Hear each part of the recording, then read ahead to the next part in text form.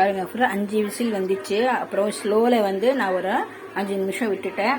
இப்போ திறந்து பார்த்தா பாருங்கள் சூப்பரான கொஞ்சம் தண்ணி இருக்குது, நல்லா சுண்டி வரட்டும்.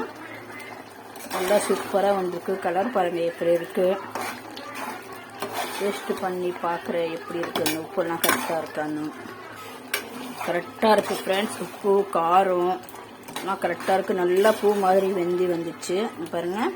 அவ்வளோதான். எனக்கு கொஞ்சம் கிரேவியாக தான் வேணும், இதனால் நான் ஆஃப் பண்ணிக்கிறேன்.